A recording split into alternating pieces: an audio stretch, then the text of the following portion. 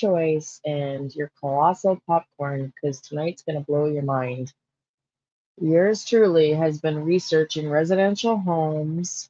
And yeah, like I said, you're going to want your favorite drink of choice or a popcorn. The colossal one. Colossal one. Let's see how everybody's doing. Jen, how you feeling? Do you want to come up? You want to come up? Hello, Sharon. I don't know if you're still in the. Oh, there you are down there. Welcome in. Thank you for doing the YouTube things. Hello, Miss Jen and Miss Krista. Hello, Sharon from Florida. Hello, Lola. How are you doing? Thank you for doing the YouTube things. We have 16 here. Welcome in, Krista. Thank you to everybody. Betty, who took the time to come today. Welcome in, Betty. I know you got other things you want to be doing on a Friday night, but you're here with me. So thank you in honor of Sebastian. Everybody's just saying hi. Love our group. Love our group. Let's see who's in the who's on the rocks and in the soil. Welcome in. Donna Cat, welcome in. You're feeling blah still, honey. Wow, that's why I'm live today. I told everybody not gonna be live tonight. It's going around. My grandson's got a fever, and I was like, heck to the no, because every time I go near him when he's got a fever, I get sick. And there's like 4 or 5 people I know today, Jen, that aren't feeling well. So Donna Whispering Winds is not feeling well, she said either. So I don't know what's going around, but I hope you feel better. Hello, Lloyd Lama, how are you? Vanilla, how are you? You be in the bushes, no worries, my dear, no worries. We're happy to have you. Happy to have you. Ruby, welcome in. Nice to see you. Lola, I'm okay. We finally made it to the lake and now got the baby asleep and chilling. Phenomenal. Phenomenal. Hello, Joni. How are you? Drink of choice. Yes, drink of choice, whatever that is. Tea, coffee, water. I have both water and wine. Just one little glass of wine. It's the last little bit of the bottle I've been working on for a month, over a month. So, big drinker over here. Okay, so listen, let's bring everybody up to speed. Let's bring everybody up to speed. When we first started looking at Sebastian Rogers, well, let me just pull this up. Let me just pull, what did I do with that, for the love of God? Hang on, y'all.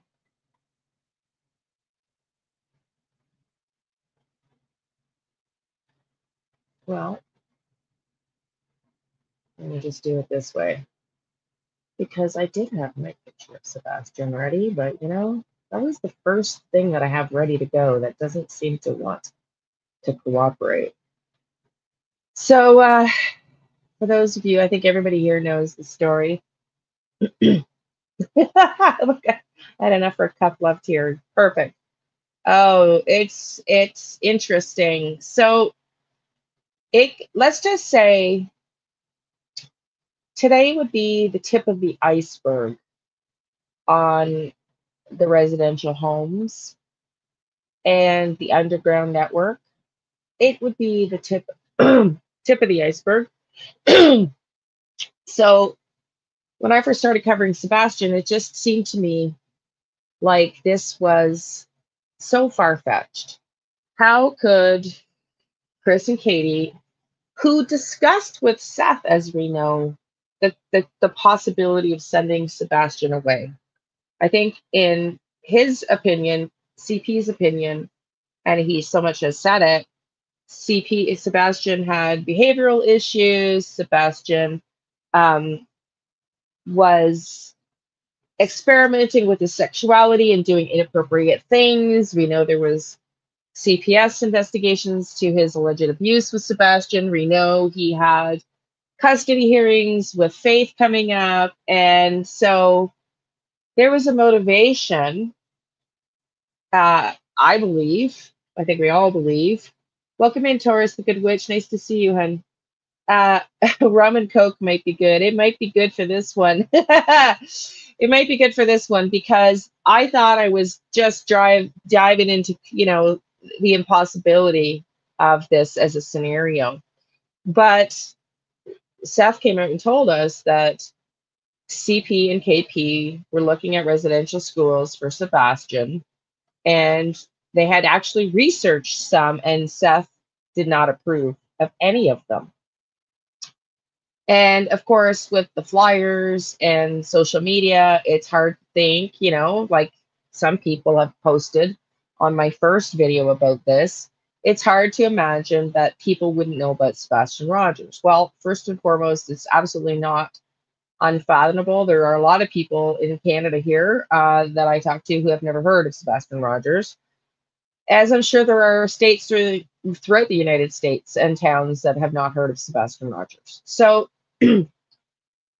it seemed to me like it was just like, Liane, you're just way too out there with this. But I thought we would research it. So I jump into chat GTP and I do my first video on, is it possible that Sebastian was sent away to a residential home? And don't I get the following crazy email? I'm going to show it because the person who sent it, you will not be able to see, because what I did is I copy and pasted the conversation, and I've already read this video, but let me just make sure you can all hear me okay. I read this video out loud, but there were a lot of people who commented I was having earbud issues at the time, and a lot of people commented that they were having a hard time hearing me. I was cutting in and out. And so I think to put it all in context, I want to read you this email, and then I'm going to show you what I've been researching today. And y'all, we could be digging into this for weeks and weeks. Hello, Marie Curie. Nice to see you. For weeks and weeks. Uh, that is just what I found in 1 hour of chat GTP. Like, I'm telling y'all, it's really prevalent. There's a map of how many hidden residential schools there are, and it's in the United States. It's astounding. It's absolutely astounding. So first, let me read to you this letter from somebody again after I first started discussing, could Sebastian have been sent away by KP and CP like they had pre-planned with Seth, despite his disapproval of it, to a residential home. And this woman writes to me, hi, Liane, to introduce myself. I have lived in Minnesota and have done foster care, treatment foster care, and intensive treatment foster care for children and a few small families over the last 25 years. In order to be in a facility, a foster home, and charge insurance or not, the child would need to be presented with all relevant info, insurance, school records, medical, and immunization records. This is usually over an inch thick for a child like Sebastian. The psych records would be included. This would be almost impossible for a public agency unless the child was paid for with cash and it had been given a new name and social security number.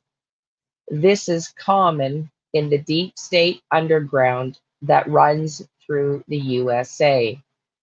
The child can then be placed at a private agency or personal home or private personal home.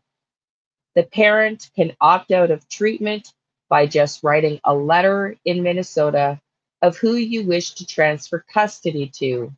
No adoption needed. The child can then be done with whatever the new guardian decides. Most people are not aware of this, but the deep state underground is well aware of this. They could tell said child that he is now adopted by them, their new home, name, etc., and they can keep him or place him wherever by stating they adopted with no other paperwork available. The second way is the deep state underground moves children from parents who no longer want their child. It's called removing, or she then rephrases it below, rehoming. The child could be rehomed and could be homeschooling, and nobody knows they have the child. The third way is underground child hiding for safety without one's parents' permission. This happened 5 miles from my home in the country. The mom hid her two daughters with a willing stranger to protect them from their sex abusing father's custody. Mom was arrested, and 2 years later, they found the girls, and the lady hiding them was also charged. The girls were returned to their abusive father. There is a residential place in the wilderness in Utah. Oh boy, there sure is, because y'all, there's actually even Netflix documentary about this, which we'll talk about soon. That's how prevalent it is, y'all. It is definitely not impossible. Okay, I'm going to keep going. The parent can sign over custody to them. They can apply for Social Security disability for them and are paid from that funding. If they have adoption assistance, they pay them that money until the Social Security disability is approved. Once that happens, parent payment stops about 5 to 700 per month. Once the disability starts, they are paid 700 to $1,000 per month by the government. If they were adopted, name changed, and new social security number, I don't think anybody would be following all of that. The deep state just provides the social security number and new ID. So I had asked during that live, we were researching some residential underground schools on my first research round and just looking up the addresses and where they were online and trying to see if Jen could put it in her forensic astrology map. And one of them had only a P.O. box, and I made a comment that I thought that was a little suspect. So she's explaining why that residential home had no address and only a P.O. box, rather. So she says, why no addresses, only P.O. boxes? Safety, unsavory parents, relatives, friends, try to find them. I had a parent show up and go through my home while gone and find her room and leave her gifts for her. Very mentally ill. Remember, most are treated and being treated for trauma. So unsavory characters bring the child there for an hour or two of therapy. Most residential treatment facilities are where the child lives, attends school, therapy, group therapy, and parental visitations. The county typically has to sign off on those placements. Almost impossible to hide if public. There is an entire team available if public, hang on. There is an entire team available and responsible for the child: therapist, teacher, psychiatrist, social worker, treatment social worker, special ed, etc. They all get previous records. If, however, this is a private situation, if private through a church, it could be quite different. How paid for? The underground deep state has a trust fund that can pay for this type of bills as well as legal bills and have connections to fake records. I do know one of the crooked foster care agencies in Minnesota, so I looked them up. Pine Haven in Brainerd area. They went out of business in fall of 2024. The deepest underground goes by the Lucifer Brotherhood, Jessie Sejshbar, and we're going to watch her and we're going to listen in on what she knows, as well as other videos here tonight of statements from kids who were kidnapped by strangers. Yes, you heard it. Statements from teenagers, Sebastian, 8's age, kidnapped and handcuffed and taken out of their home and sent to these residential underground schools, folks. Jessie Sejshbar was raised in this and was being groomed to take over and run this in the United States. She now has turned state's evidence and joined the Child Sex Trafficking Task Force under the Pentagon. She explains all of this, which is worldwide, in many videos. She is Christian, but shares an open and honest way in many arenas, such as there's this, she names these YouTube channels, which really didn't really provide me with much. Aquarius Rising of Africa, There's one interview which we're going to watch, two actually, of two parts of Jesse Sheshtabar. That's the one we're going to watch. But other than that, you got to go dig deeper. That's what I found. But she's also got the Illuminate the Darkness website. We're going to look at a couple of websites tonight. One of them shows you a map, and this is because there are people, children who were victims, that have started deep, deep research. And y'all, the names on the documents will blow your mind. Reveal under the program, okay, reveal. Hang on, I reveal report on YouTube and many others.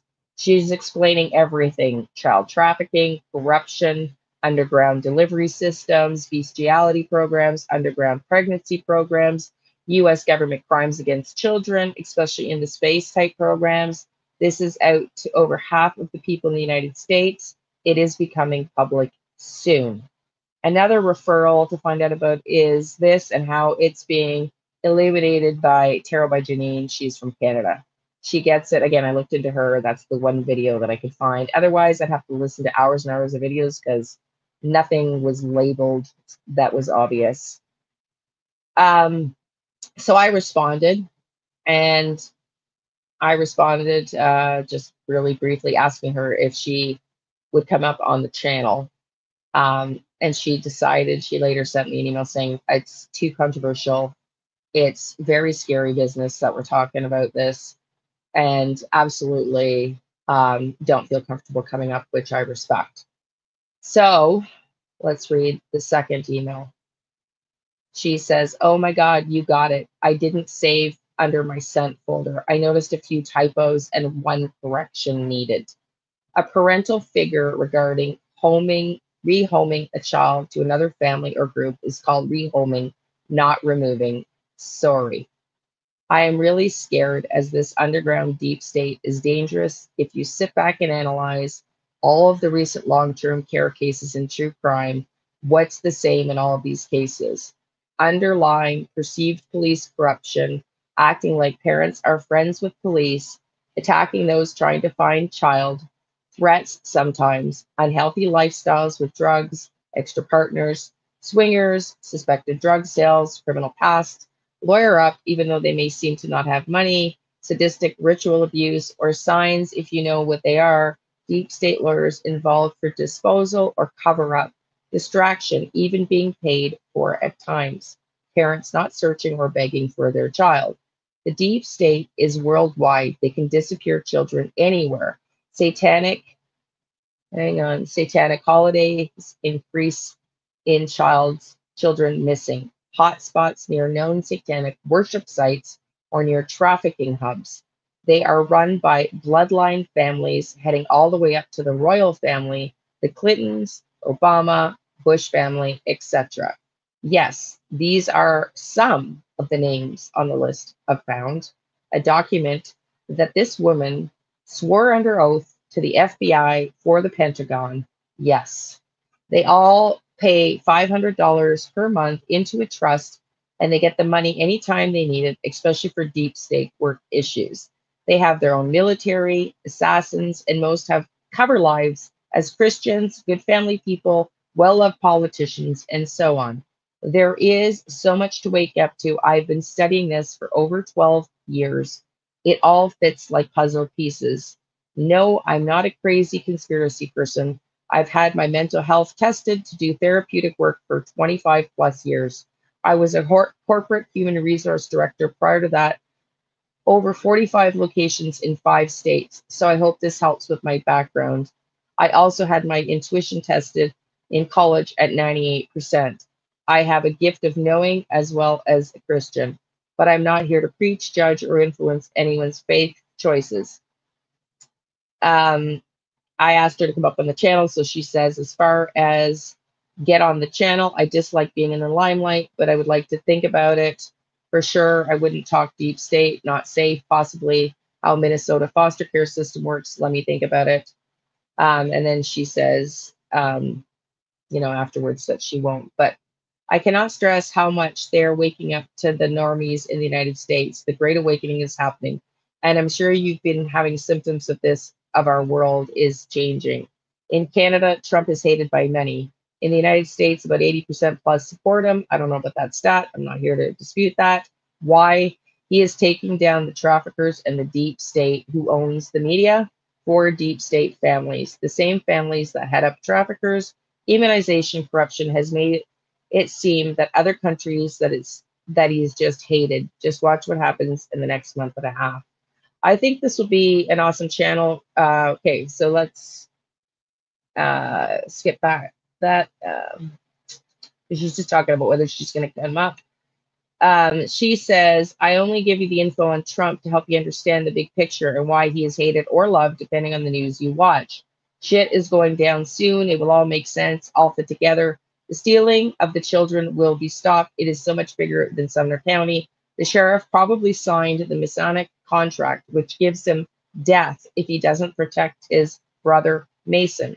It's life or death, just like a predecessor. They need to protect all the brothering Masons or die. Watch the patterns. So I don't really want to say or guess whether Eric Craddock is a Mason, because I think that might be a little bit hard to fathom or believe. But what I do want to let everybody know was we listened to on the Hatfield and McCoy's recent interview of Chris. And you know how we all, well, somebody in the chat heard the word pact. Chris said there was more than one pact. And so when I think of that and him making that statement of a pact, I think of a brethren like that. Is that a Navy brethren? Is that Craddock protecting him? I don't know. But okay, let's just see who else has come in, and then we're going to get into some really interesting stuff. I just reread that. And now tonight I started again today, started researching. But let's just see what everybody has to say. However, I've gone through this website with really see if I see photos. So strange. Oh, well, we do have a picture. See, that's the thing. Those cameras do show somebody taking Sebastian, in my opinion, and putting him in a car. That's my opinion.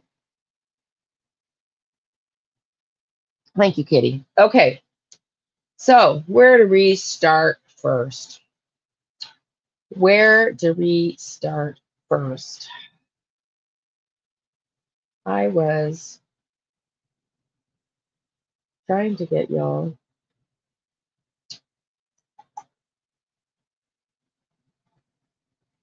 Hang on, y'all.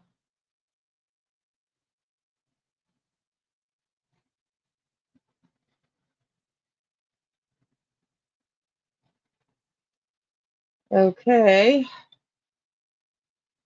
Having a really fun time with my laptop. Just saying. Gotta love when technology works. Okay. So let's go to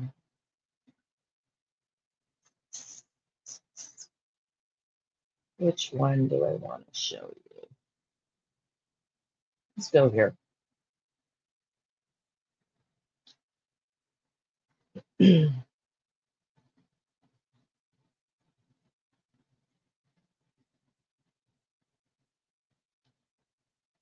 Oh, I wanted to show you the Netflix documentary too. We'll show you that in a second.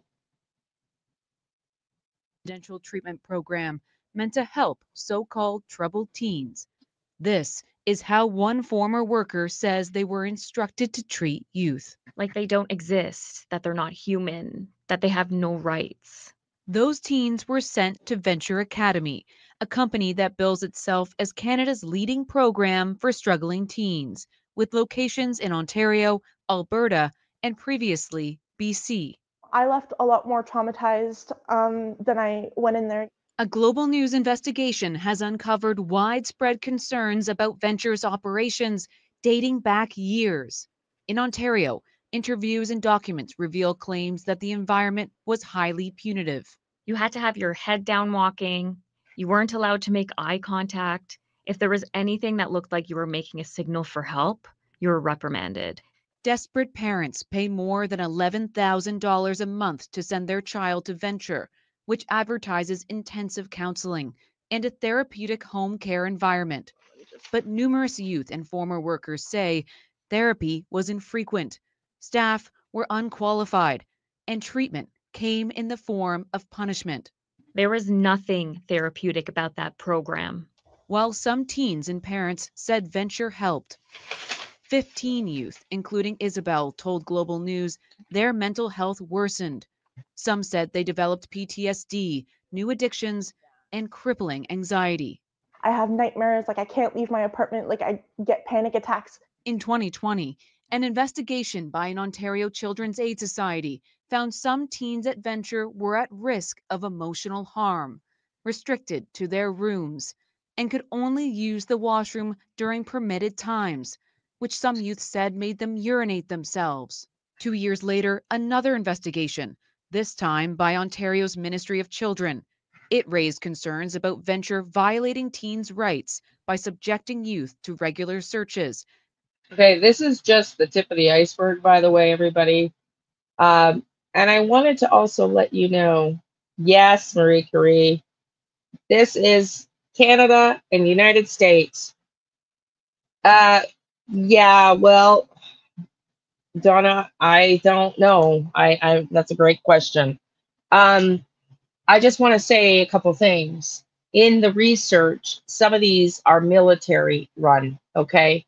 And I also want to say, for those of you that know, that I volunteer with the Find Me group, and I've spoken about this before when I was caring for my dad in an old 1800 stone home out in the country. I had to call the founder. Well, I emailed the founder, Kelly Snyder of the Find Me group, because when I would be meditating on the floor, I could tap into energy and I was getting visions of a train, military guarded train, underground carrying children, and they were armed and they were hostages. And it felt like this. It felt like what we're talking about. And I was terrified. And so Kelly Snyder jumped on Zoom with me and said, yes, these underground systems exist, because Kelly Snyder does work I'm not going to get into with government agencies around this kind of stuff. Liane, they exist. Stay the hell out of it. You don't want to get involved. But yes, there's underground railway systems that transport these kids to these places. And yes, the governments are involved. And yes, it exists. So, yeah, little did I know, 2 years later, we would be thinking about it as an option, as a possibility for Sebastian. Sadly, sadly, sadly. Okay, let me see. Where did I go? Cameras in one of the homes and bedroom doors equipped with alarms. They literally felt like it was a prison. Ontario's Ministry of Children says it has never suspended or revoked Venture's license, but wouldn't answer any questions about its oversight of the company. Venture Academy declined an interview, but said in an email that Venture has been a lifeline for youth and that 99% of parents felt their child benefited from the program, and that it's committed to safety, quality, and responsive care. But it's still running, okay? There's others that are no longer running, which we'll talk about. Okay, let's watch this one. And yeah, we're gonna see lots of stuff here, ladies and gentlemen. We're gonna see some incredibly interesting things. As we get going, it's gonna get a little bit more dark and a little bit more Well, it sounds like something crazy out of a blockbuster thriller movie. Imagine unfamiliar men showing up to your place of residence, maybe even your bedroom, forcibly removing you from your home, putting you on a plane without an explanation, very few words even exchanged at all. Before you know it, you end up in a sort of camp some thousands of miles away that's supposed to help you recover from things like struggles with mental illness or behavioral problems. Well, this has actually happened to hundreds of thousands of American teenagers. These wilderness therapy camps, as they're called, are designed to help shock them out of bad habits, addictions, and some, quote, make them good again. Well, filmmaker Lisa Williams produced a documentary on these establishments. She joins us on the program now for Perspective. Lisa, thank you very much for joining us today. Nice to be here. Thank you. So what sparked your interest in these camps?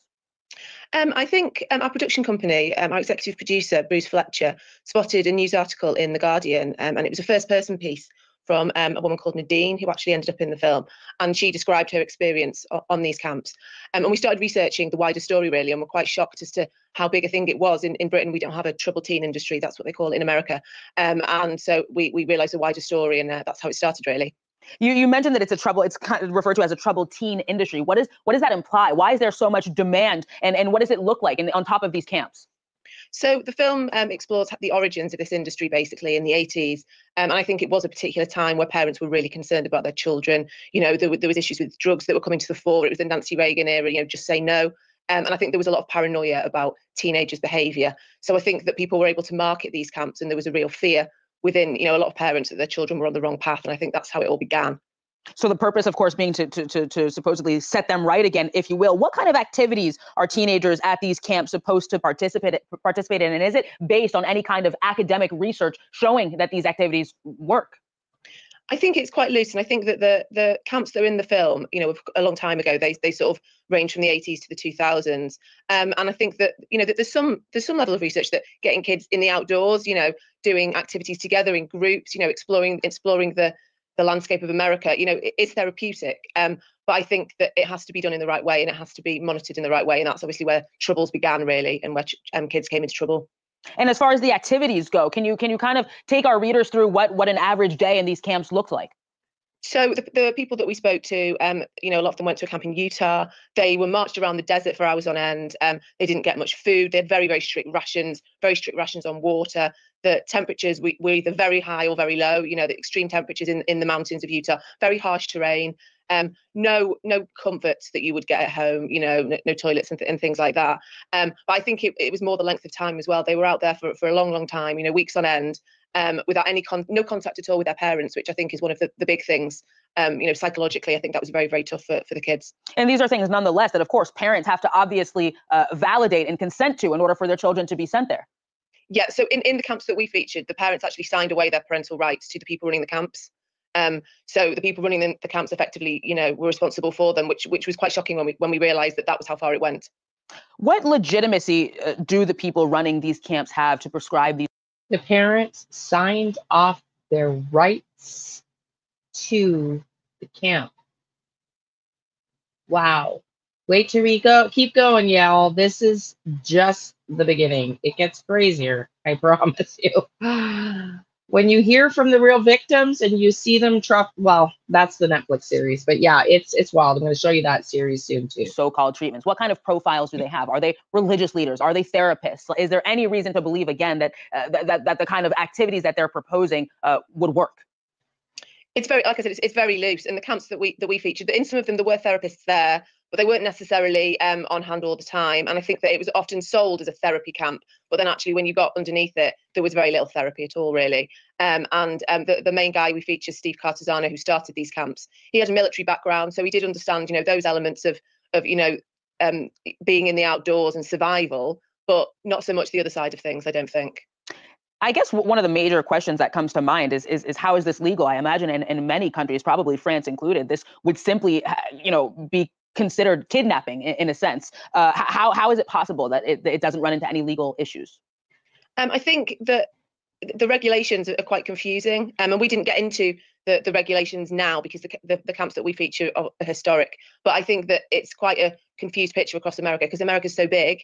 There's different rules in different states. And I think it's quite easy to operate, in one state that you might not be able to operate in another. And I think also it was the parents' choice. You know, the parents chose to send these children, and they chose to have their children kidnapped. So ultimately, I think that is how it can happen because it's their choice. Often we found that it was almost prescribed. A lot of insurance companies paid for this as if it was treatment. You know, sort of medical insurance companies. So it was seen as quite an official thing at one time, definitely. As a final question for you, Lisa, your movie covers kids, as you said earlier, who attended these camps in the late 1980s to the early 2000s. But what about now? I understand that they do still exist. There are still hundreds of thousands of teenagers that are being forced to go to them. So have they changed at all since information has come out sometimes about the lack of efficiency in these camps and even some of the horrible conditions, physical, even sexual abuse that's been unveiled? Yeah, I mean, thousands of children, there's still a thriving troubled teen industry in America. It's probably bigger than ever, and thousands of children go to camps and schools. You know, it's a broad picture of the types of places that fall under this umbrella. But I think there is probably more regulation now. But I think that, you know, recent stories have proved that isn't really, you know, stopping things happening. I mean, Paris Hilton is a famous example. She's talked about the abuse she suffered. Going to sort of a school that was similar ethos to these camps. So yeah, it's still going today, and it probably needs looking at. Lisa Williams, director of Hell Camp Teen Nightmare, the documentary that is available on the Netflix streaming platform. Thank you very much for joining. Still going on, and probably needs further looking at. This was released 1 year ago, y'all. 1 year ago on YouTube.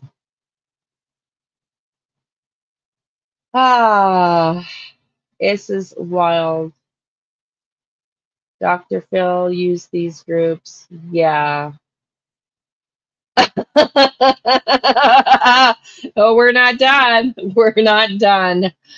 We are not done. Here's another one. Here's another one.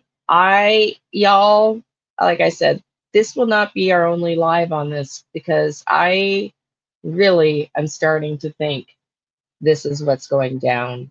With the things that have been said, we know from my research that these can be connected to churches. You saw that in the email I just read.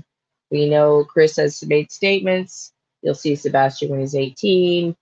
You know, if you want to find Sebastian, go to a church. We know they were discussing sending Sebastian to these places. And you just heard, even if the parents kidnap or have their child kidnapped, for the love of God. So think back to Texas Roadhouse. What was KP telling Sebastian? In my opinion, he looked very upset.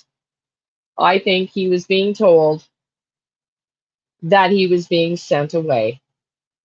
That's my feeling at this point. That's my feeling at this point. Okay, let's watch this one, y'all. So by the way, I started watching the Netflix documentary. One of these schools is within driving distance from me, right in northern New York, Ivy Ridge. I'm thinking I might just go drive there. Now that one's closed, but yeah, so it's wild. So this is the Netflix documentary, and it's called, if y'all want to go and see it, it's called The Program, Cons, Cults, and Kidnapping Lifts the Lid on Schools' Shocking Secrets. Netflix. Go watch it. I started it. Yeah. Yeah, we're not even done. I swear to God, we're not done. It's insane. I just wanted to introduce you to it and prove to everybody that this is not impossible. Now, let me just show you this, because this was a link that chat sent me, because you heard in that Netflix documentary introduction, The Smart, which is celebrating the 30th anniversary, is a ritual abuse newsletter founded in 1995 by Neil Brick. The purpose of SMART is to help stop ritual abuse and child abuse, and to help those who have been ritually abused. We work towards this goal by disseminating information on the connection between secretive organizations, ritual abuse, and mind control, and by providing resources to survivors of child abuse, ritual abuse, and mind control. This 2025 online annual ritual abuse and mind control conference, like, there's a list. And why am I showing you that? Because this is the people that are trying to bring awareness to this type of residential school program. This is the list of the conferences in 2025, 2024, survivor tracking, extreme abuse online, conference presentations, ritual abuse, mind control, artificially rooted, the effects of social movements and survivor support, survivor extreme ritual abuse. This is what is going on in these residential schools. This is what's going on in these residential schools. Look at the list. It's wild. It's wild. Okay, let me go back because I wanted to read. I could read that Globe and Mail article, but I've got other videos first. Here's the Guardian. Let's read this one. This is the Guardian, and then we'll go back to some videos because there's some really interesting testimonials. Okay, so here's the Guardian article. I didn't pay for it, so the wilderness therapy that teens says feels like abuse. You're not on guard at all times. The program purports to teach teenagers struggling with mental health problems to learn choice and accountability through the powers of nature with little oversight. Rowan Bissett was 16 when she was transported against her will from Florida to Utah by two men she did not know. This was her first time leaving her home state.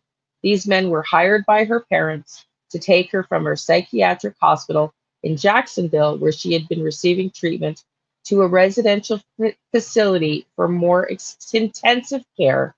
She was terrified. She had already been going to therapy twice a week for the past 5 years, but she was still struggling. Her parents were optimistic that this time she would get the right treatment for her self-harm behaviors and suicide attempts. Sitting on a plane bracketed by those two strange men as escorts, Rowan was flown to Sunrise Residential Treatment Center in Hurricane, Utah. There she became violent both to herself and others was often put in restraints. She knew that if she behaved violently enough, she would get kicked out, and so that's exactly what she did. She was sent to a hospital for 3 weeks where she was expected to return to Sunrise. But the night before she was supposed to be discharged, her parents told her they were sending her to a wilderness therapy program that promised to temper her suicidal and violent tendencies. The program took place in Wingate, Utah, a tiny resort town where temperatures rise above 100 degrees Fahrenheit throughout the summer and drop below 40 Fahrenheit at night. She had heard stories of participants being made to hike 10 miles, being starved, not showered for 3 months, getting infections. I was not looking forward to that, Rowan said. 6 years on, Rowan is still reckoning with PTSD symptoms triggered by the experience.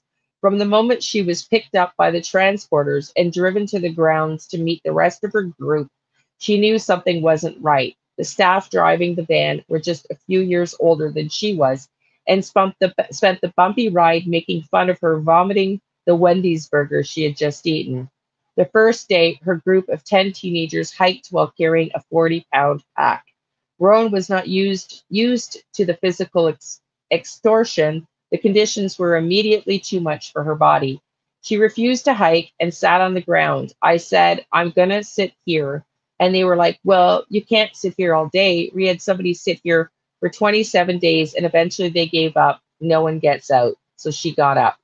For weeks, they hiked anywhere for half a mile to 15 miles a day in the oppressive desert heat, depending on where they needed to set up camp. The backpack she carried dug into her shoulders and rubbed her back raw. She was given 2 packs of tuna per week for her protein allowance and often felt weak.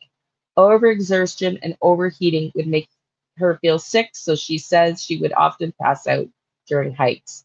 To keep Rowan from running away in the middle of the night, the staff covered her sleeping bag with a tarp after she tucked herself in. They placed 5-gallon containers of water on both sides so that it would make noise if she moved. She couldn't adjust her body to be comfortable and began to have panic attacks.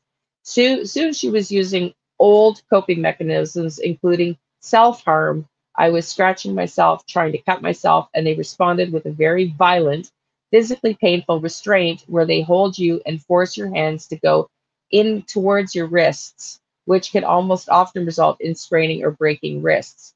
One day, a staff member held her in a restraint and cried while she cried. He was one of the nice guys and had chosen to do this work because he genuinely wanted to help others. He apologized while holding her arms to her sides and kept repeating, I'm sorry. I don't know how else to stop you from hurting yourself. This is the way they taught us. The misuse of restraints is routine within the troubled teen industry. an umbrella term grouping together therapeutic boarding schools, residential treatment centers, wilderness programs, and rehabilitation centers. It's not uncommon for teens to attend different programs back to back for their complex mental health and behavioral disorders. Rowan attended 7 of them between the ages of 15 and 18, yet the majority of these programs lack scrutiny and oversight. Between 120,000 and 200,000 children live in these facilities, which are regulated through complicated laws on a state by state basis. There is no national set training standards or background checks for employees in frontline positions. Once organizations' hiring requirements might require a college degree and certification for all staff, while another will simply require staffers to be over 18 years old. Data gathered by the U.S. Government Accountability Office reported more than 1,500 staff being involved in litigations for abuse in 33 states in 2005. The last data was made available. Most of these involved restraints gone too far or done incorrectly, causing broken bones, joint dislocations, and sprains.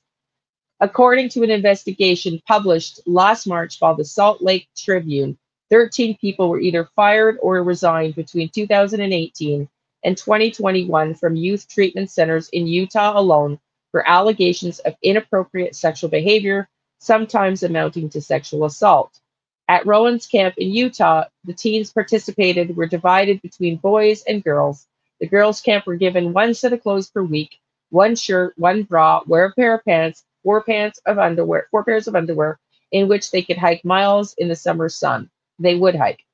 Hygiene was deemed unimportant. There was no soap and no showers. They were given 1 roll of toilet paper and about 10 pads and 10 tampons at the start of the program. The rain often soaked the toilet paper and feminine hygiene products, leaving the girls with nothing more to use. When they requested fresh, dry supplies, they were refused them and left to bleed through their clothes. As a safety measure, participants who were at high risk for self harm were watched when going to the bathroom. A female staff would follow Rowan and watch her defecate. More compassionate overseers would stand to the side as she squatted, trying to secure her a sliver of privacy and a scrap of dignity. One day, another male staffer in his early 20s chaperoned her bathroom activities. To this day, Rowan still shivers when she recalls what happened. He stared at me and then he molested me and threatened me, she said. He said he would kill me and no one would care about me. He said if he didn't kill me, he could make sure I never went home again.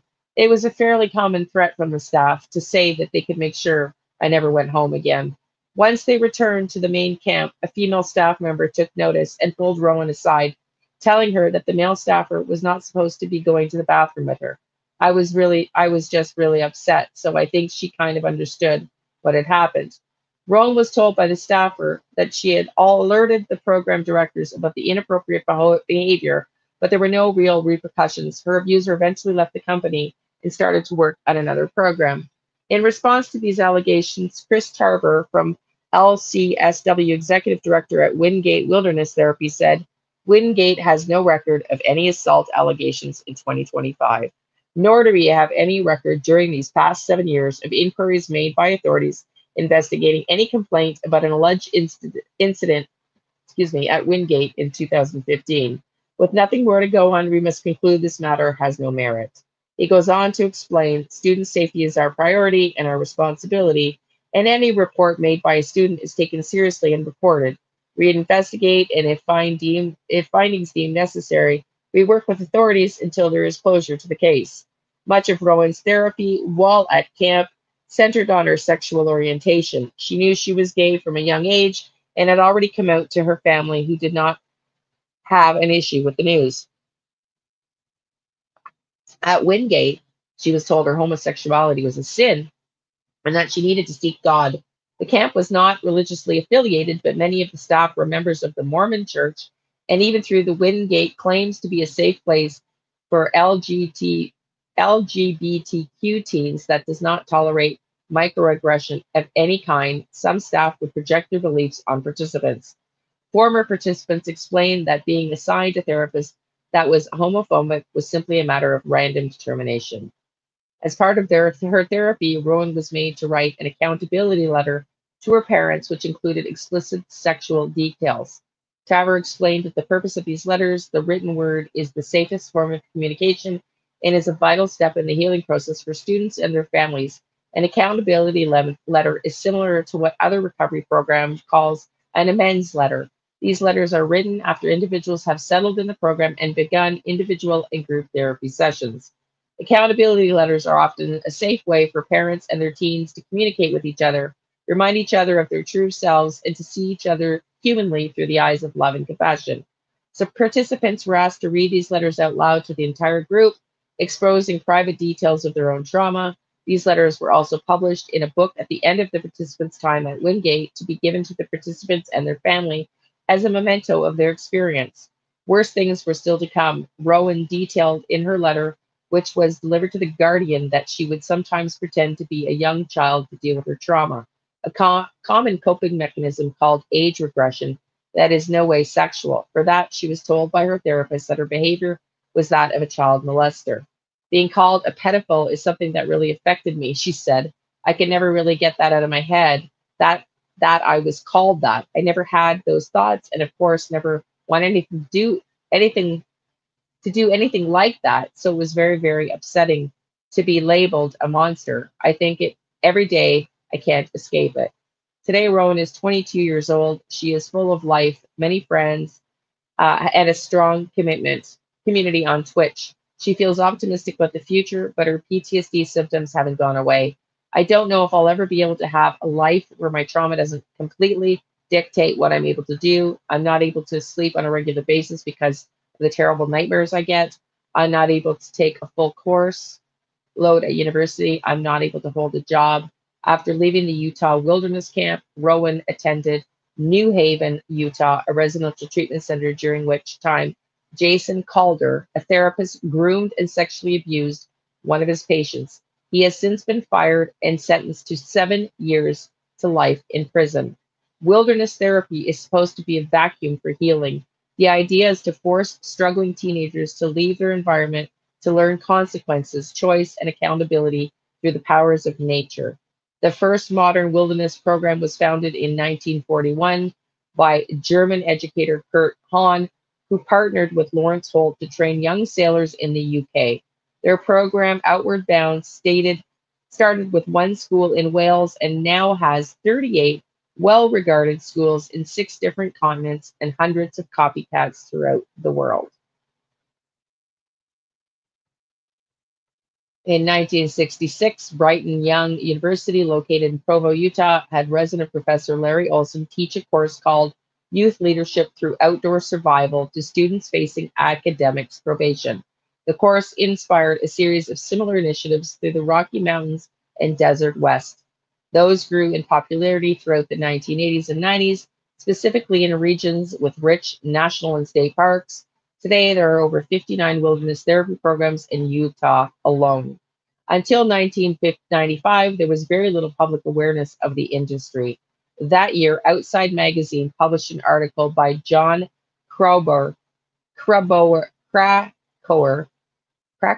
called Loving Them to Death, detailing the 6 preventable deaths of minors under the care of undertrained staff at multiple wilderness therapy programs throughout Utah. The article was so shocking that the wilderness therapy industry leaders gathered together to find ways to prevent more deaths, which is how the Outdoor Behavioral Healthcare Research Center, the third party monitor specific to the wilderness therapy field, was created. It sets standards for accreditation, cost benefits, outcome based research, and risk management. Parents don't always know about the other OBHC, and most don't know that accredited programs have 424% better treatment outcomes than the unaccredited ones. Without a national set of standards, parents rely on Google searches to define their efficiency rather than data-led knowledge about how the programs perform, the program performs. Breaking Code Silence, another nonprofit that promotes youth's rights and evidence-based alternatives to the U.S. troubled teen industry, counts over 5,000 current programs in the United States. The number includes residential treatment centers, juvenile detention centers, and wilderness therapy programs. Only 22 wilderness therapy programs are currently accredited by OBHC, and Wingate Wilderness is not one of them. Wilderness therapy can cost up to $50,000 per stay. Because there's not enough data to justify that the treatment is effective and that the cost is necessary for said treatment, insurance companies sometimes reject claims. Stories of parents refinancing, sometimes even selling their homes to cover the treatment costs for their child, are not uncommon. Steve Dunn, an attorney based in Dallas who specializes in mental health advocacy, worries that the industry is completely fractured. For the most part, the industry is not regulated. After the Affordable Care Act became law, many private equity companies understood that millions of additional clients had now access to treatment. They could charge whatever they wanted for the services provided, and they knew how to get around the few regulations which did exist to prevent non-medical corporations from owning treatment centers. It's become the perfect storm. One of the OBHC accredited programs is the Anasazi Foundation in Arizona. Their program, developed by Larry Olson, the same BYU professor who inspired the industry's beginnings in the 1960s alongside his most promising student, Ekiel Sanchez of the Teutonic Nation in Mexico, is considered the industry's gold standard. The curriculum is peppered with inclusive and motivating language, making an ask and growing a seed of greatness, using variations on local indigenous background or belief systems to create a social system set apart from the suburban backgrounds that kids come from. I'm going to take a drink of water. I think we're almost done this article. Ryan and Liz Hodkin of Utah spent $30,000 to send their son to Anasazi as his drug usage and contentious attitude was not changing in the home. As part of the program, they also had to undergo therapy and learn how to better communicate with him. We chose Anasazi because they work with the parents, Brian Hawkins said. If we don't change as much as our child does, it's probably not going to work. You can expect someone else to just fix my kid. It doesn't work. You have to change the home. Let's just see how much longer this article goes on for. Wow. It's quite a bit longer, so let me just check the chat and see if you guys, how are you guys doing? How are y'all doing? Let's go and, yeah, this is crazy stuff. Let's watch another video. I can come back to this later because it is a darn long story. It's a darn long story. And we've got another one here too. Let me pull up a video. Let's switch it up. Let's switch it up, okay? Here is the woman who is now working with the Pentagon to expose these programs. Where is she? Where is she?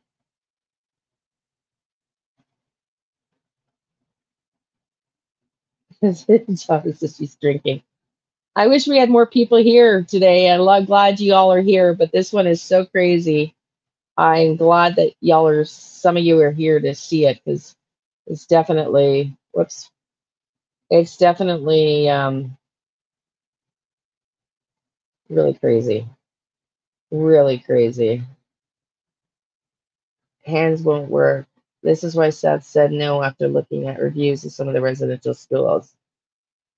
They were looking into Sebastian. They're like, yes, yeah, I know. So yeah, I'm gonna show you a map. Like I said, we're not even gonna get through. I have 1, 2, 3, 4, 5, 6, 7, 8, 9, 10, 11, 12, 13, 14 more tabs open for videos and articles. We're not even going to get through. This was just the tip of the iceberg, people. It's just wild. It's just insane. Okay, let's watch this one. This is the woman who broke the story.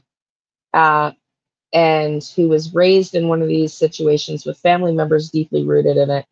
Now, we're not going to watch it all. It's 2 hours and 37 minutes long. Actually, before we do that, let me just do this first. Let me just show you this first, because this is a longer video. I want to just show you. Okay, this. She had to go and testify, right? She had to testify. Stop sharing, Liane. And this is what her affidavit reads like. Okay. She had to go testify. I didn't download the whole thing to pay to download it, but you can read.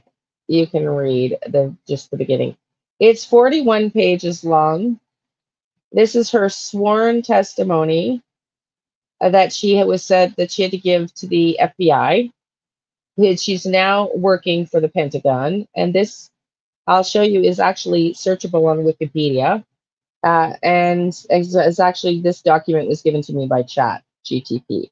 So this was her testimony. I, Jessie Marie Sazabar, swore under the pains and penalty of perjury, claim the following facts to be the truth. I am of age and of sound mind and competent to put these facts upon the record. I would like to submit upon the record that Carlsbad, California, and Tillamook, Oregon, are long-used ritual areas of the Brotherhood Illuminati system. I also submit for the record knowledge of the following individuals, connections to the Luciferian system in these areas, and that I witnessed or experienced that support of my belief that child trafficking, ritual practices, and killings are occurring in these areas. Now, this is a little bit out of the realm of what I think is going on with Sebastian, but I just want you to see some of this stuff. I testify that this is my full belief in the following individuals' names and organizations being used are members of the Brotherhood system and part of the child trafficking in Oregon, California, Washington, Canada, and UK areas. British Embassy and their partner connections, DARPA, Charles Esmond, Cindergom, Bowler Bauer, Tiffany Bauer, Chief Terry Wright, Tillamook, Oregon, Law Enforcement of Tillamook, Oregon, Sacred Heart Catholic Church, Tillamook, Oregon, Father Angelo, St. Mary by the Sea Catholic Church, Father Larry Gooley, Michael Santos, Vapor Voodoo I Ching Shop, Tillamook Family Counseling Center. Oh, hold on.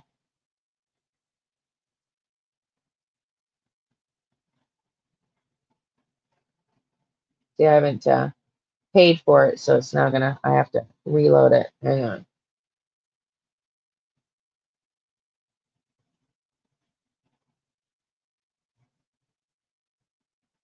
There we go.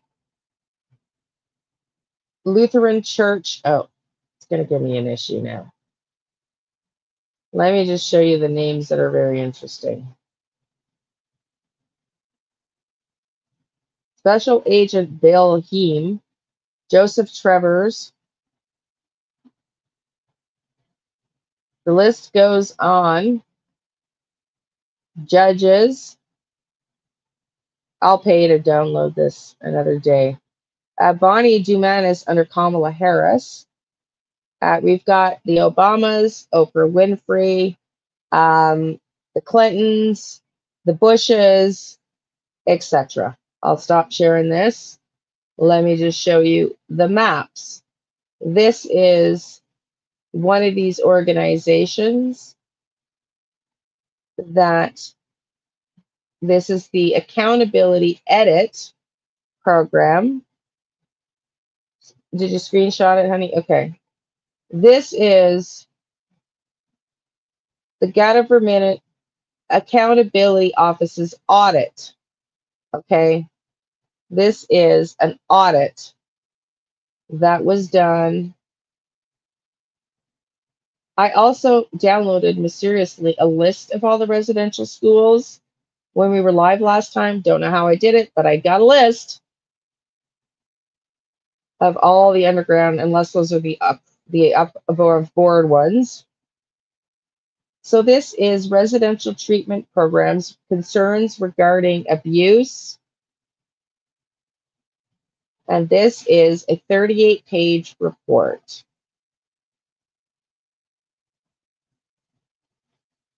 Let's just go right to the top here.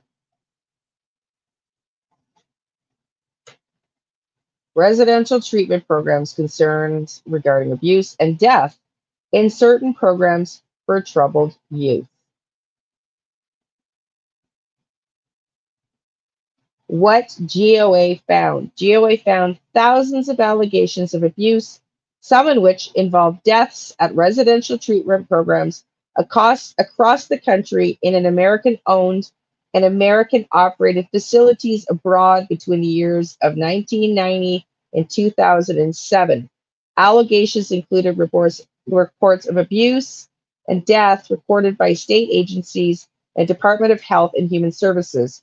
Allegations detailed in pending civil and criminal trials with hundreds of plaintiffs and claims of abuse and death that were posted on the internet. For example, during 2005 alone, 33 states reported 1,619 staff members involved in incidents of abuse in residential programs.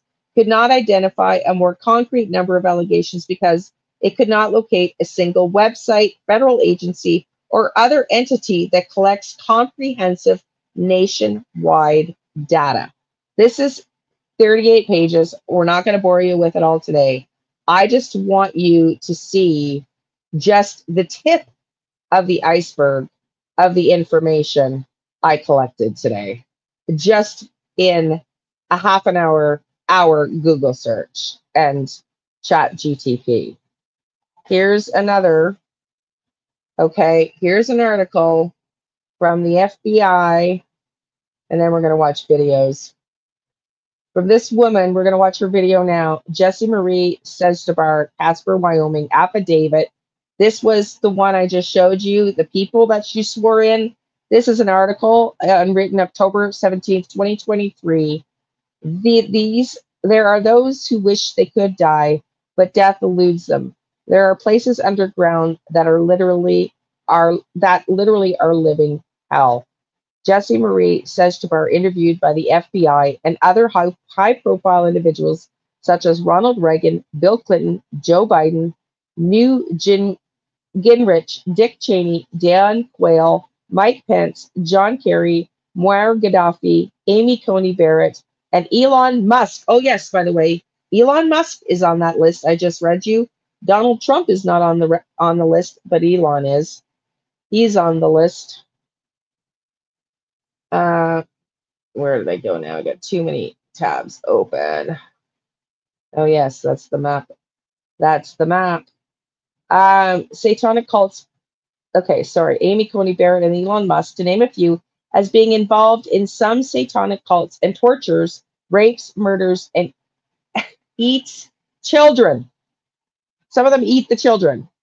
This is written by the Pentagon Pedophile Task Force on October 16th, 2023. Are you guys finding this interesting? Are you guys finding this interesting? I haven't been talking with y'all too much because there is so much stuff to go through. Are you finding this interesting? Because I am totally, yes, okay. I know.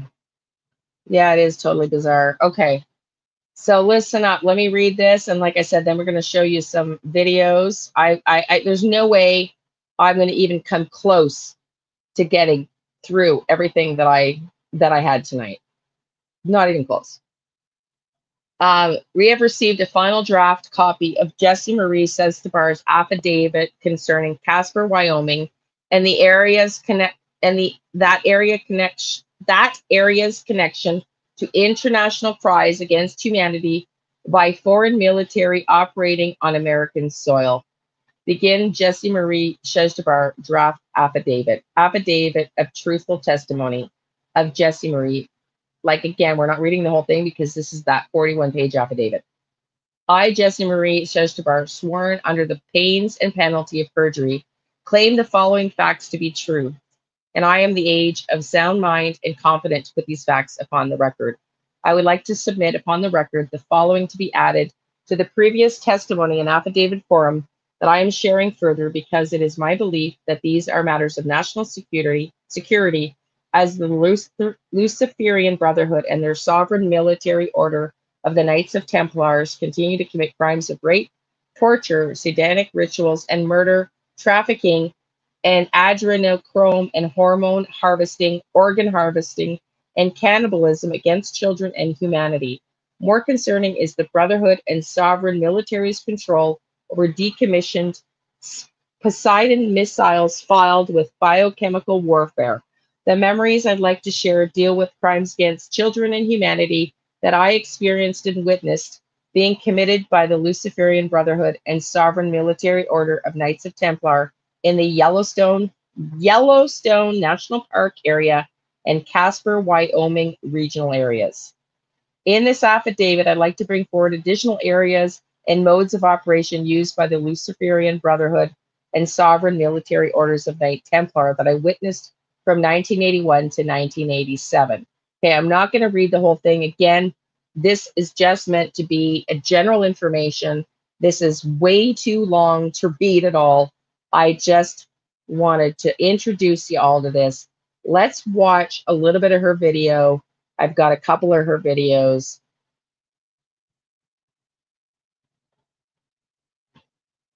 Let's see. Let's check in with everybody first.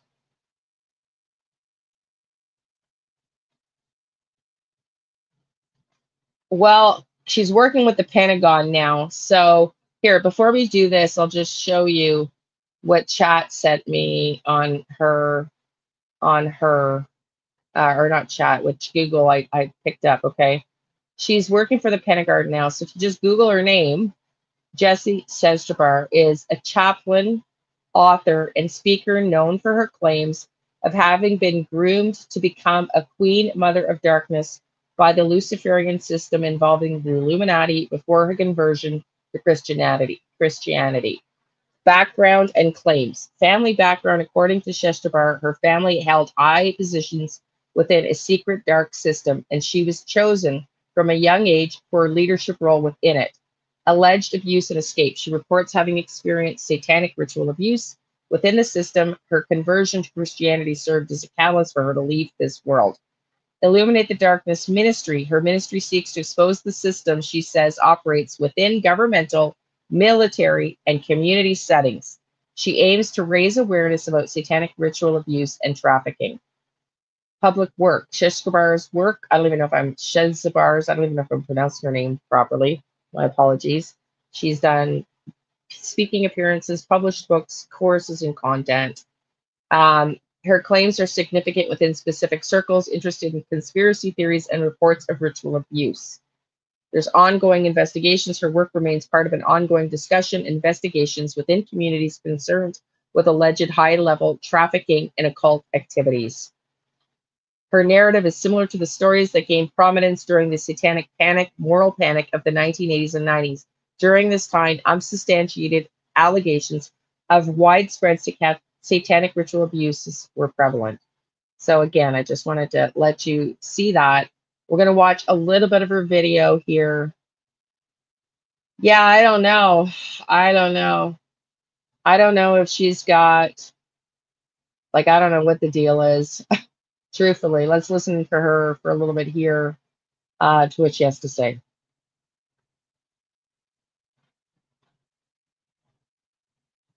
This episode is brought to you by Black Flag Hybrid Grappling in Glendale, Arizona. The Arizona Catch Wrestling Championship is on Sunday, March 19th, 2023.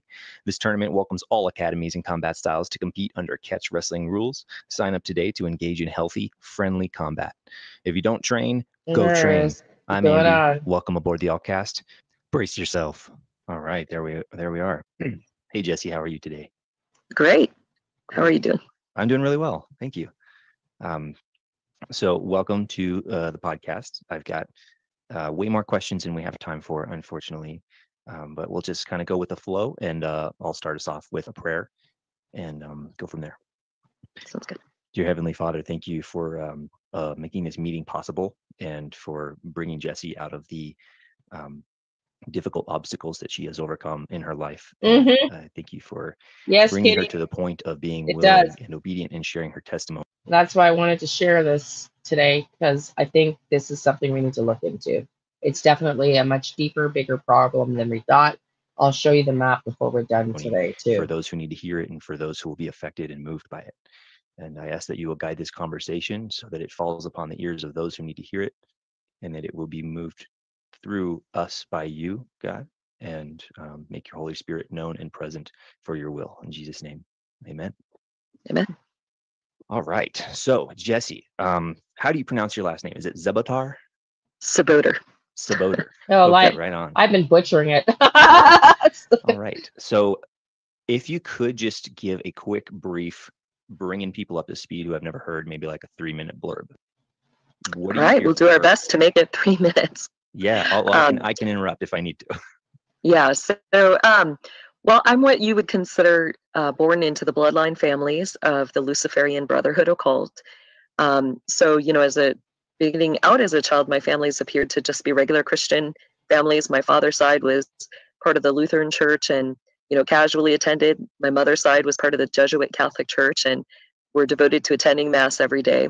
But that side of my family also held the secret, and in guise of their Christian life, they really were part of this Luciferian Brotherhood. My family members on that side are very high level within that system. And if we begin to just basically break down that system, if you think of a triangle, at the very top, you have what we call 5 women that are called the 5 mothers of darkness that run that system for Lucifer or Satan. And one of those women was a woman I called my proctor, which meant that it was her job to train me into that system and raise me up into that position. Underneath them, you have a term that some people might have heard, which is the Satanic Council or the Druidic Council. And that's made up of members of finances, world leaders, politicians, bloodline family members like the Rothschilds. Within that, like the Bilderbergs, the EU, who are part of the New World Order or the Nazi regime, it's all interconnected. So that's the system that I grew up into. A term that we may not use a lot is satanic ritual, but that is what I experienced through the Brotherhood. And, part of my experience was not just all satanic, or into our government and the military, where we experienced different things through the military. They had projects, experiments, things like the Looking Glass, Star Wars Now, the Voice of God project. And within that, they'll have a lot of children that are engaged in those things and, training them to operate spiritual gates and to operate within the spirit world in psychological warfare through the U.S. military. So it really is a worldwide organization. And all of that was what I was brought into.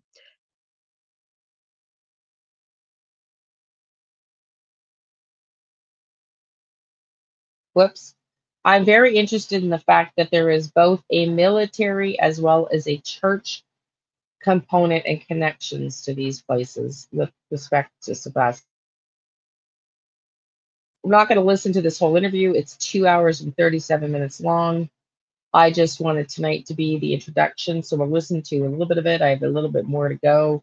And then if you want to start deep diving some more, we can deep dive. But tonight, my intention was to just show everybody that this is very, very possible in Sebastian's case. Very possible, in my opinion.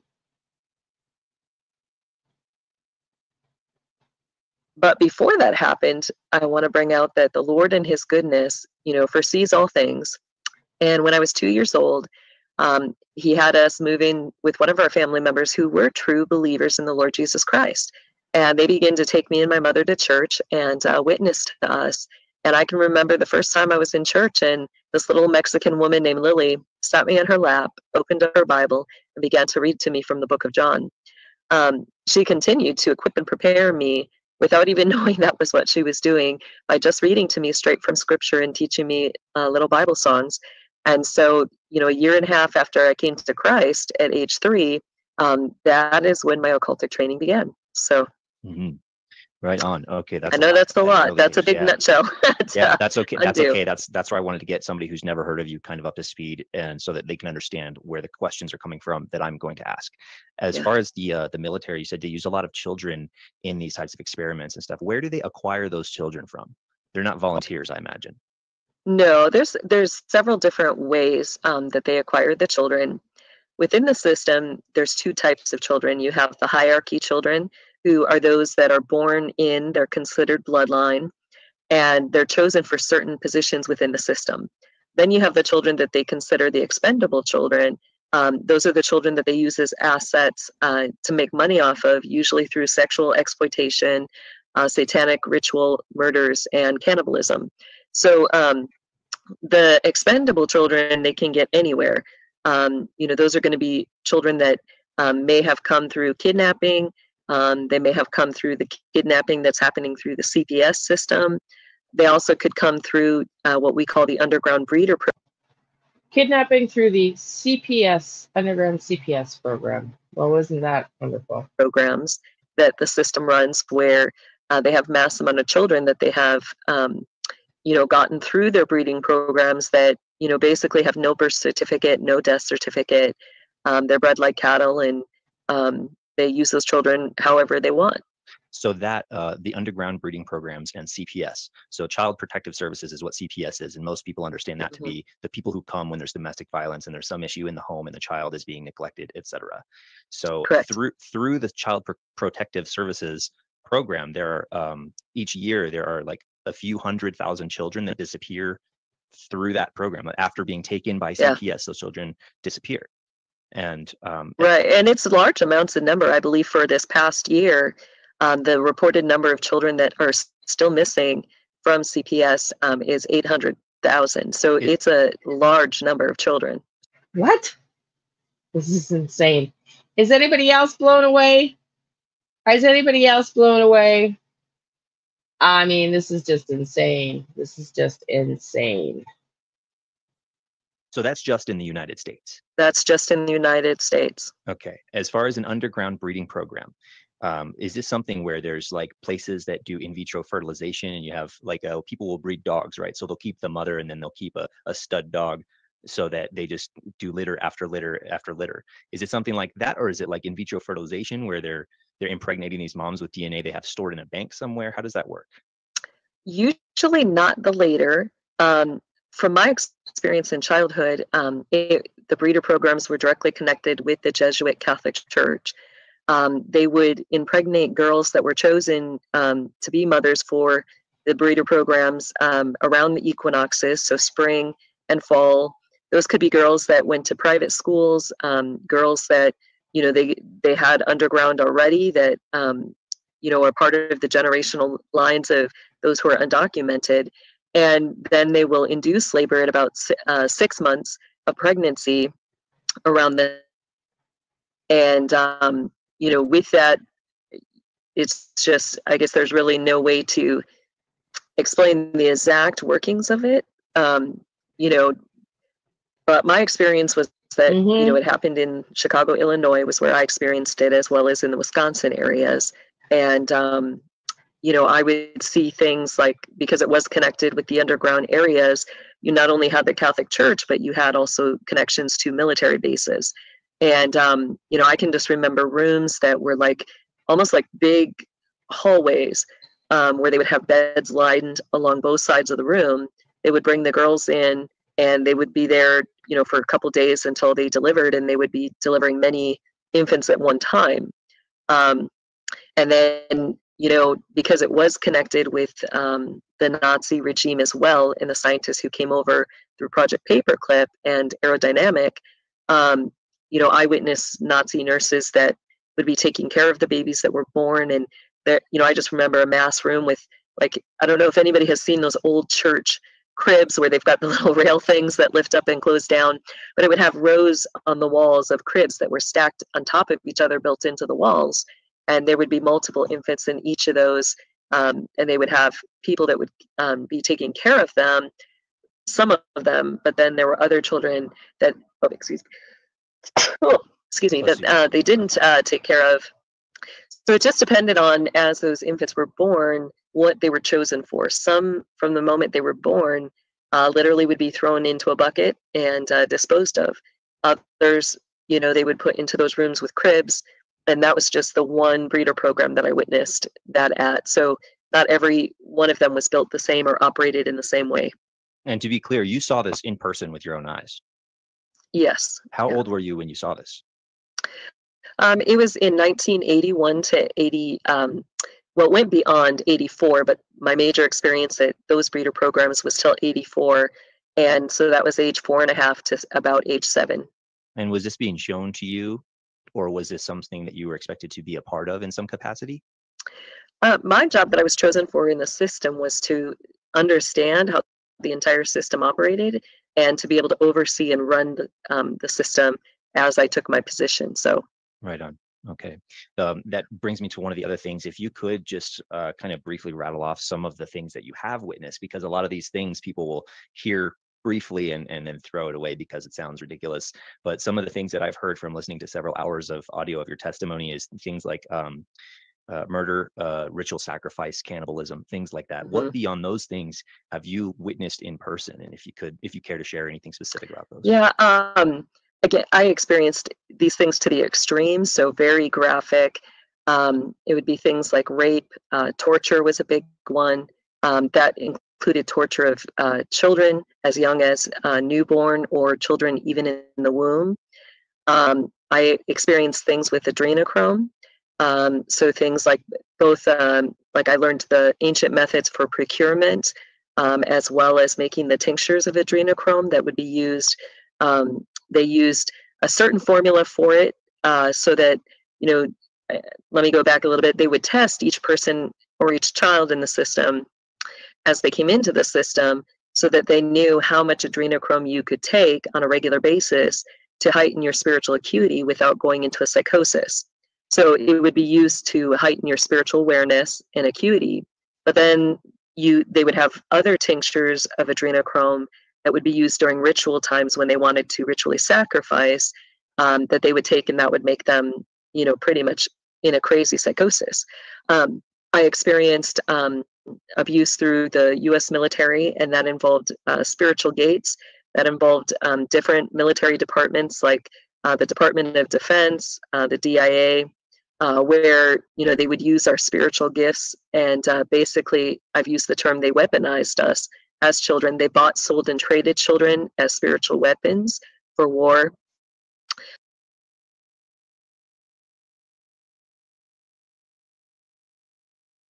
I was just saying, holy shit, what if Sebastian has been communicating with me telepathically? That's just wild. Oh, I know. Oh, I know. I know. We're going to listen to a few more minutes of this, and then I want to show you another couple things because, like I said, we could have been on here for 15 hours tonight, y'all, like easily. This is so rampant and so wild. Well, let me show you this first, and then we'll go back and listen to a few more minutes of this. This is going to be like, this is wild. This is the map.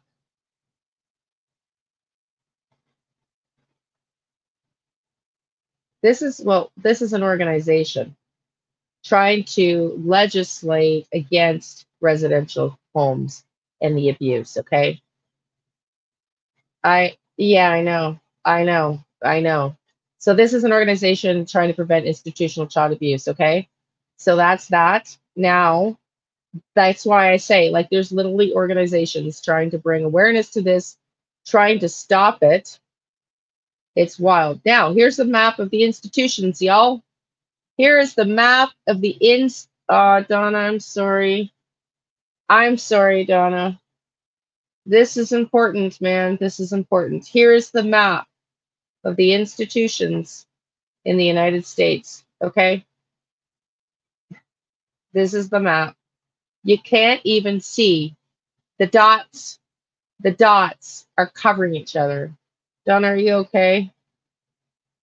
Are you okay? I hope you're okay. So yeah, this is the map. There's dots upon dots upon dots upon dots. Okay, it's astronomical. It's it's unbelievable. It's unbelievable.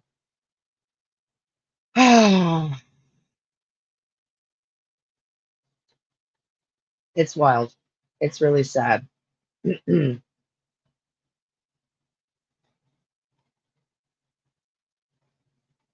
I know, Kaika. I know. I know. So, yeah, holy hell. Let's listen to a few more minutes of this.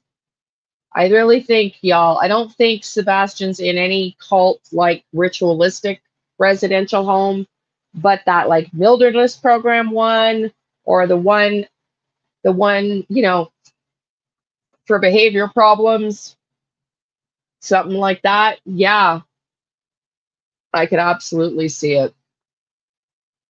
Absolutely. I also experienced other things that, I guess are just too, there's some things that are too graphic to get into. The cannibalism was one of those things, along with the different ways that they would kill individuals. I experienced things like them turning the remains of those that they killed into diamonds. They would put their bodies into the incinerators that were in the Catholic churches.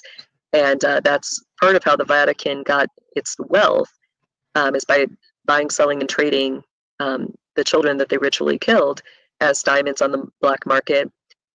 Y'all do understand in Canada here, the Catholic Church did send thousands and thousands of Indigenous people to these residential homes where they were murdered and buried and stole them and kidnapped them from their families, which is why the Pope came out and apologized on behalf of the church a few years ago.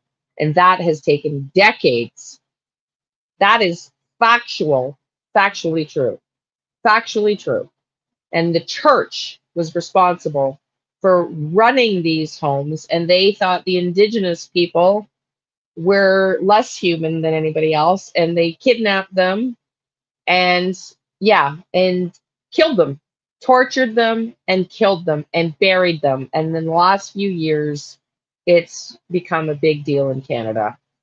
So, yeah, this shit does go down, y'all. This really does. A lot of the witchcraft stuff that so different forms of witchcraft, sorcery, divination that I experienced.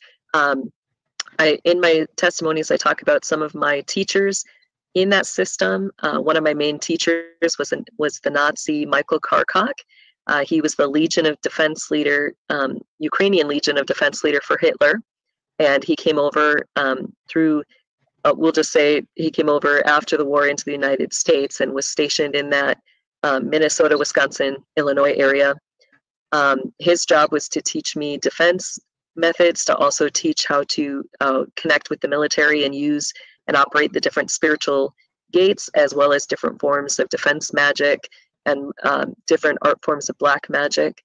I had individuals like Lori Cabot Kent, who was my main, we'll say, witchcraft, sorcery, divination teacher. So things like, learning how to procure the adrenochrome. She was one of the people who knew that method. She did more, I would say, taught more light side things, so of the system. And the system has two sides, a dark side and a light side.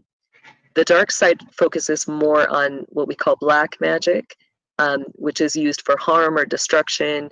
And then, how many times have Reese said there seems to be some dark energy around Sebastian Rogers' case? Y'all, if you were just coming in, just to let you know, I've been doing some deep digging on residential schools. You might want to go back to the beginning of this. This is a woman that now works for the Pentagon and has been systematically raising awareness about these residential underground schools. Now, she's talking something I don't believe Sebastian is in, but they are run by churches and military. And it's pretty disgusting and pretty scary.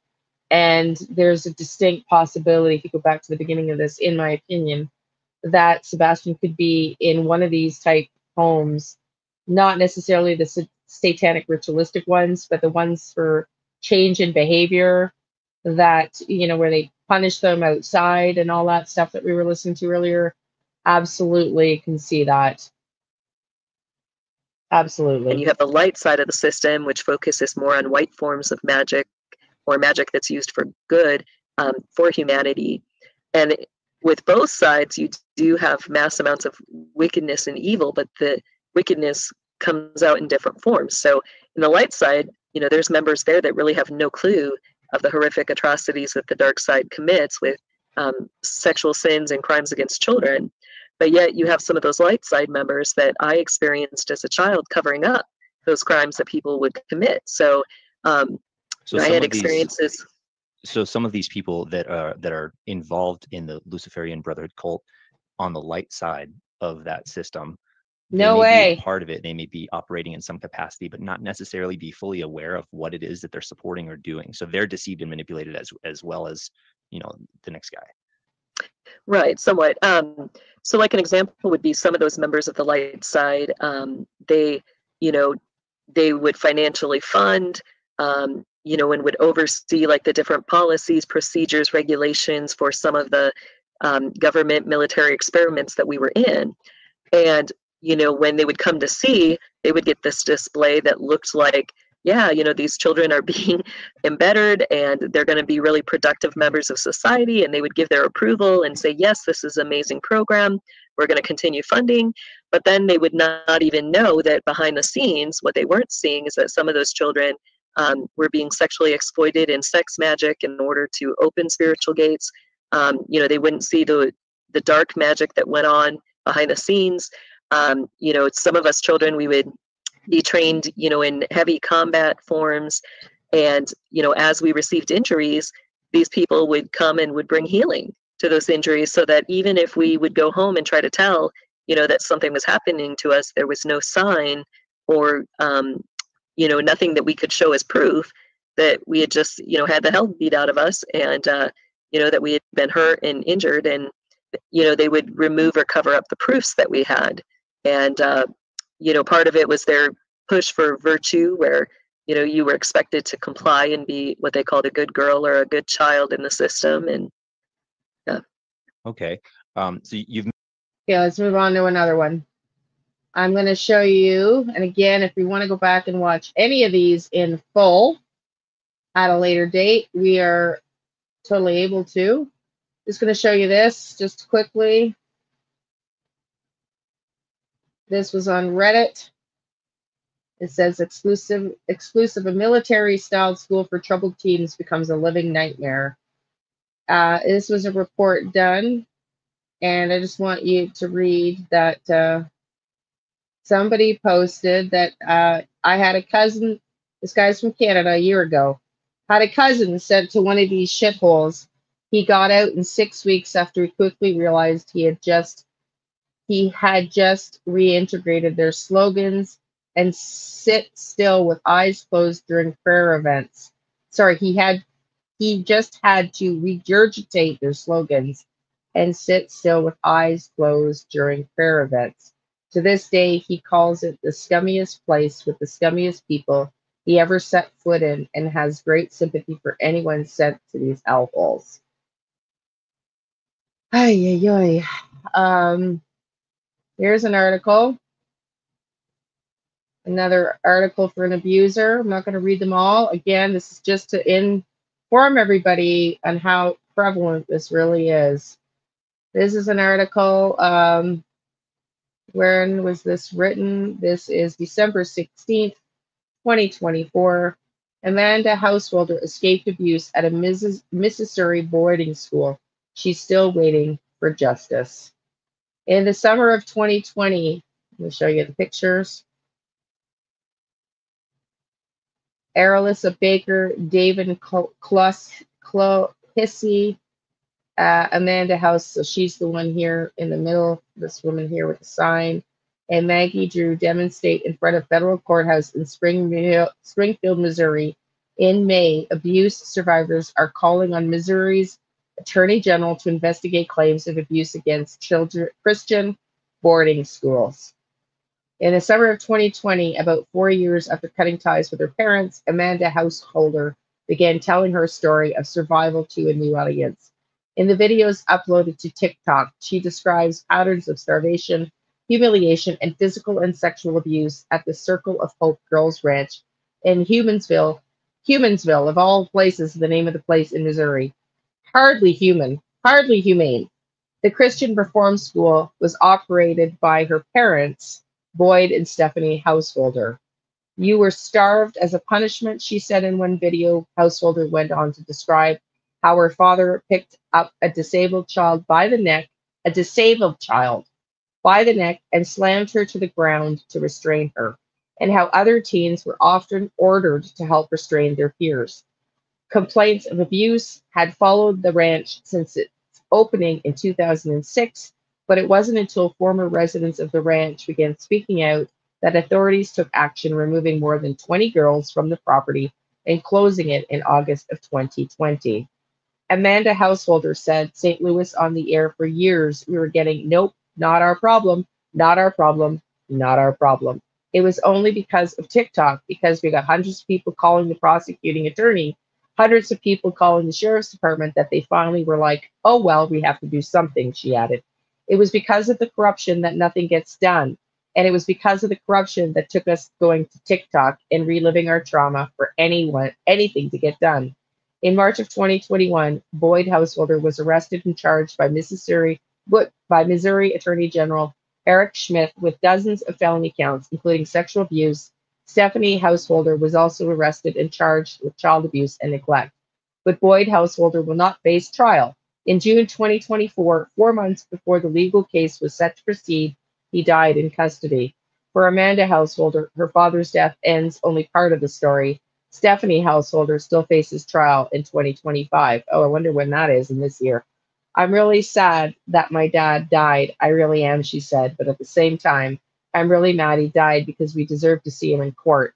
We deserve to at least force him to see everything he's done. To hear more from Amanda Householder, including her attempts to run away from her parents' boarding school and what she experienced there, as well as discussion with the former SNAP National Director David Clohessy about Missouri's failure to take action on abuse cases in Christian boarding schools, listen to St. Louis on the Air on Apple Podcasts, Spotify, or YouTube. Y'all, are you sick yet? Are you sick to your stomachs yet? How y'all doing? How y'all doing? Sorry, Marie Curie. I'm sorry, y'all. I didn't, oh, bye, Jen. Sorry. When I'm off screen reading, I really can't see the screen. So, yeah. So, I'm going to let you listen to one more video, just a little bit, and then we'll call it a night. But what does everybody think? Do you think that this is something we should look more into? What do you think? I'm just going to show you this, a little bit of this, just a few minutes. The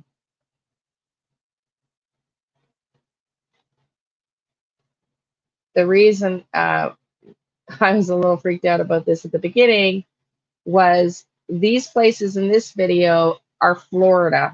These places here are in Florida. Yeah, Ruby, curious, eh? These places here are in Florida. And I had that vision of Minneapolis and then Florida. So I thought this was a very interesting. Here look like, and these are the obstacle courses I went through here. And that's how we have to understand it, is how was it working and operating within the experiences of those who went through these. And this is so big, we can't even imagine. So we're going to get into some more of the foundational things in this area, and it paints a picture of its own. That's all I can say. But let's go ahead to the next one. So it's important as we, But the audio, Joni, still totally makes sense, because if KP was telling Sebastian at Texas Roadhouse he was going to be taken away by somebody, and then these people like we saw, yeah, sorry, Marie Curie, yeah, this is going on in Florida. You're going to see, and New York. And if that's what was going down, and these people, as we've seen at the beginning of this live, go in and have their kids kidnapped, what do you think happened to Sebastian that night? He was taken against his will into a car, potentially. Look at areas. We want to pull up maps. We want to see what's around. Montauk, we see it in this upper map on the lower left-hand corner there in the red with the red circle. That's where Montauk and Long Island, and the map below, we kind of see a bigger picture of Long Island there. But then, you know, as we look across the way and think of how important energy lines are connected to your spiritual gates. You know, spiritual gates operate two ways. The first way is vertically, they go up and they go down. Then you have them operating horizontally from a point A to a B, a C, a D. So when we look across the way, what do we see right off, you know, connected to energy lines off of Montauk? You got good old Martha's Vineyard. I mean, if ever there was a woman who was painted to look like your just beautiful housewife, the epitome of elegance and grace and classic etiquette, you know, your good old embodying housewife woman, that's what we get with Martha, right? But again, it's all a cover. You know, what is happening behind the scenes? We have people who are living dual lives, you know, within their Luciferian brotherhood and within their circle groups. And what do they do behind the scenes? They rape, they torture, they participate in satanic ritual and sacrifice. They gather adrenochrome and harvest organs. They have a whole market. They torture, you know, their victims, and then, you know, that's just the illusion. That's the lie. I'm just going to skip forward here to this because we could go on and on. If anybody wants the links to any of these, or if you want me to play them more in full, let me know. But she talks here about, this is the part I want to have you listen to. They're going to maintain a certain aspect of it, making it look good, just like Biltmore, you know, which they now have. You pay to go in, you pay to go walk around the property, you pay to go see the mansion, and they make it look like this little dream world that's perfect. And that's what they want you to buy. What they don't want you to know or understand is that these places are used ritually. These are places of ritual murder and torture. And, you know, things that you can't even, you know, imagine in your nightmares. These are places of living hell, and children have had to survive this hell. So Montauk Manor is one of those. It was built in 1963 by Carl G. Fisher. Who was Carl G. Fisher? Go ahead to the next one. You have those in the Brotherhood. Now look at these areas. This school, Miami Beach, Florida, Miami Beach, Florida, Miami Beach, Florida. Y'all, do you remember my dream when I said Minneapolis and Florida? I think that was a clue, not necessarily that Sebastian is in Minneapolis, Minnesota, or Florida, but it was Minneapolis that got the attention when I started researching Minneapolis residential schools, that then got the email that I got that created that woman to send, that drove the woman to send my email to me, right? That email that I read to you at the beginning of the stream. And she sent that email over, which was her having worked and researched Minnesota. And now I'm listening to this woman who she mentioned in that email, the woman here we've all read about that testified to the FBI, the woman whose name I can't pronounce, Jesse Shezabar Votar, who is now working with the Pentagon. I'm sorry, D. Green, sweetie. I'm sorry. I don't mean to make anybody sick, but I really think that we need to look at these things for Sebastian. They were talking about it before he disappeared. They had a lot at stake with faith, CPS reports, and given what we just heard about CPS, wild. You know, there was a lot at stake there with the custody, with faith, and CPS, and everything else. You know, Chris would totally, and KP, in my opinion, send him away for poor behavior to one of these places. Absolutely, all day long. Now, not these satanic ritual ones, but maybe the outdoor type wilderness camp, or the ones that are really there to help build discipline. But this is all part of that same underground system that she's talking about, that she was raised in. So let's listen up. Whose job it is to be the architects, the builders, the constructors, the engineers. They're very specific positions. They don't just go to school and look at, you know, different colonnades or different architecture forms, or, you know, different land, how to, you know, display different land in different designs for the natural flow. These people are This is the same woman talking, by the way, Jesse says Buttar that we just heard. It's the same woman talking. high-level Kabbalists. They understand the spiritual and the physical and how to display things in a way so that the physical is interfacing with the spiritual. They also are masters of building altars. You know, I've talked about how the structure of the building, and I really get into this in my architecture and altar series. If you missed the first one, it's now available on my website. The lives you can sign up are free. The sign up and registration for altars and or architecture and altars 2 and 3 are both available now. I encourage you to sign up so you can understand what these architects and builders know and understand, because the building is just a map, a key code. They can look at those buildings and understand what altars are there. Where are the altars? Where do you find them on the around that building? And how do you get access to the underground? That's part of their job. So Carl G. Fisher was one of those individuals. His position in the Brotherhood and in the sovereign military, you know, included building mansions, resorts, and hotels. This included your Montauk area. In the Montauk area, and we see it down there in the lower right-hand corner, that's his residence there. And his residence, but it wasn't just his house, it also served as a club and a school, all connected to the other place he built there, your Montauk Manor, which was a huge, massive resort and club operating out of the Long Island area there in New York. Now, all of that connecting to, and think about this, because they're not just building a building above ground, they're not just designing gardens, because what is below ground? You have a massive Nazi base, a facility, right? Submarine lines. And he has to connect one line to another. So what are some of the other areas that are connected to that? It goes all the way to Florida. So therefore, you know, he's got to have a reason to make it look like, you know, he's in other areas. So he built up, you have down in the bottom left-hand corner and in the middle there, that is Shadow Mansion that he built in Miami Beach, Florida. Now, just take a quick glance, especially that bottom left corner there. Look at that and how he built that mansion. And connected to that mansion, you have a massive tower there, right? What does that look like? That looks exactly like the same buildup for your lighthouse in Montauk. You know, it also is very similar to the buildup of another facility, which we'll get to, which is actually in Palm Beach, Florida. Another high-level Brotherhood individual who was involved with the trains and, you know, the railways. The trains. What did I say at the top of the hour when we first came in about the trains and talking to the founder of the Find Me group about the trains? Yes, sweetie, I know. Thank you, Marie. I know it's not a great, fun topic. And I think what we're going to do is we're going to just end it here because we don't need to hear more about it, each of these detailed videos, unless you really want to.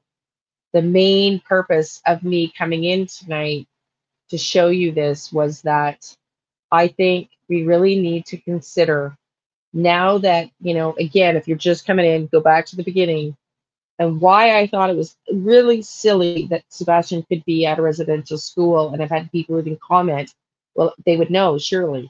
And now, you know, we know this is prevalent and it's still going on. And you're welcome. And so I really think it's a possibility for Sebastian because we know they talked about it with Seth and Seth wouldn't approve it. So did they just say, F you, Seth? We're sending him anyways? Think about the things that were said. Think about the things like go to the church if you want to find Sebastian. Just wait till he walks in the door when he's 18. This is going to be the biggest mystery around for years. And he also commented about a pact. A pact for what? In his latest interview that the Hatfield McCoy's released. A pact for what? A brotherhood pact? What kind of freaking pact is he talking about? I don't know. Put a yes or no in the chat. Do you think, thank you, Donna, do you all think that there's a chance that after you've seen this today, yes or no, be totally honest, that Sebastian could be in one of these residential underground homes in the United States or Canada or Europe for that matter? Yes or no? Let me know your thoughts. Krista, I got to get back to you with an email, honey. Just give me a day or so because I'm so bad with email. I have someone else I have to email to. You think for sure? Yeah. And so I think what I want to start doing is uh I don't know. If you guys want to go watch the Netflix series, the documentary is just over an hour, and it talks about in that documentary how long the kids are there for, and they're usually only a few years. They were all kind of sent at the ages of 15 and 16. 15 and 16. So, yeah. So, very interesting. Go watch that. I can't play that. Obviously, that's a copyright issue. We just showed the intro, their trailer earlier to it. But yeah, you know, this little boy,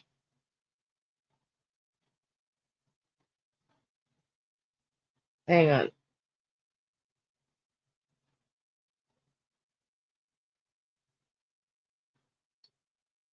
This little boy needs to be brought home. And I am really, really thinking that he is likely, really and truly, that's where he's at. I'm more convinced of this than ever now. Um, I'm more convinced of this than ever. So, everybody, what's the question mark, honey?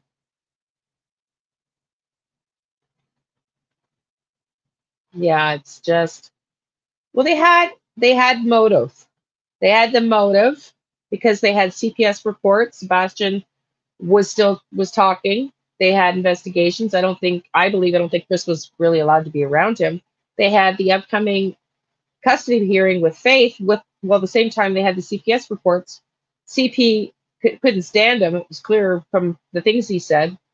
And he blamed Sebastian for irresponsible or not being able to control his inappropriate behavior after allowing him to be the victim of, SA.